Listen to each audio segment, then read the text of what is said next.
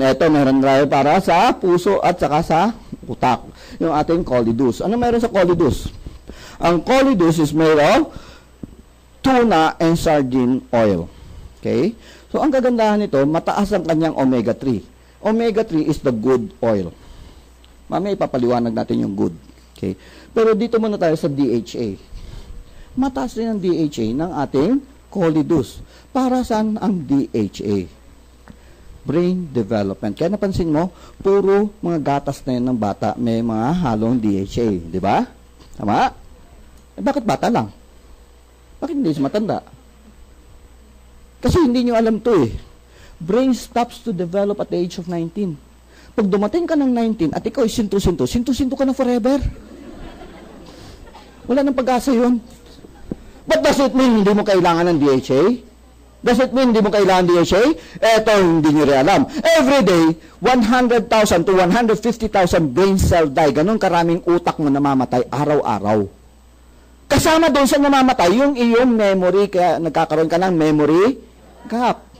That is why, dito papasok ang DHA. When you take DHA, it preserves the brain na hindi ganon karami ang mamamatay. Okay ba yan? Kailangan nyo ba Colideus? Okay. Pangalawa, itong omega-3. Ano ba itong omega-3? Sabi ko sa inyo, ito yung good oil. Anong klase ang oil na ito? May dalawang klaseng mantika. No? Fat or oil. Yung tinatawag natin bad, saka yung good. Yung bad, ito yung saturated fat. Katulad ng coconut oil, palm oil, taba ng baboy, manok, baka. Ito yung mantika na pag pinasok mo sa ref, natutulog ka agad. Tumitigas. Okay? Yung good oil, ito yung olive oil, corn oil, sunflower oil, itong omega-3, no, fish oil, etc., etc. Ito yung malalaman mo, pag pinasok mo yan sa ref, lumalabo, pero hindi siya tumitigas. Ito yung good. So, anong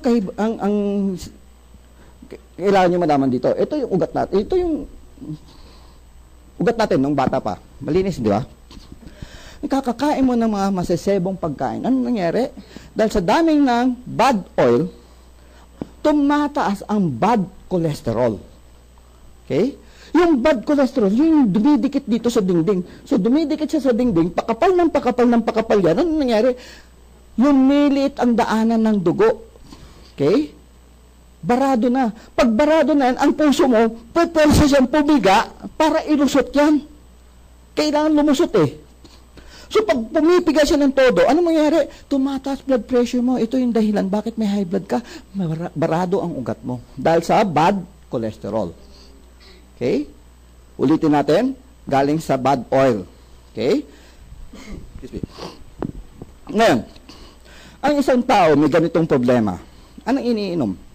Umiinom siya ng Norbas, Catapres, Adalat, ano pa?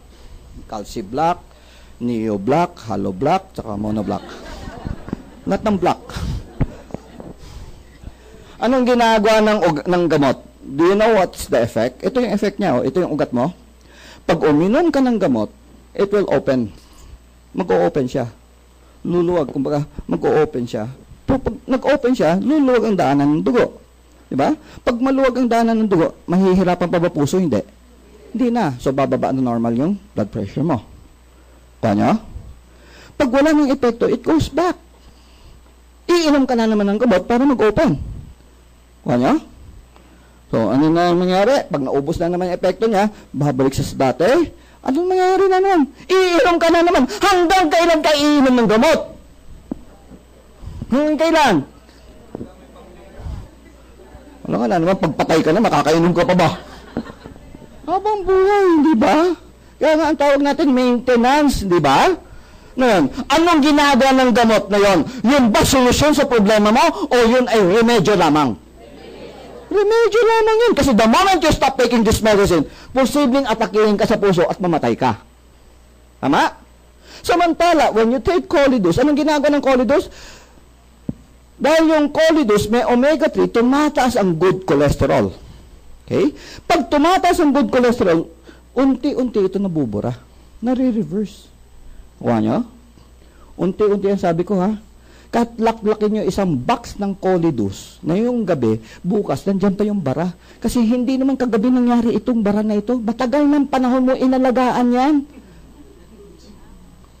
So, unti-unti rin siya marireverse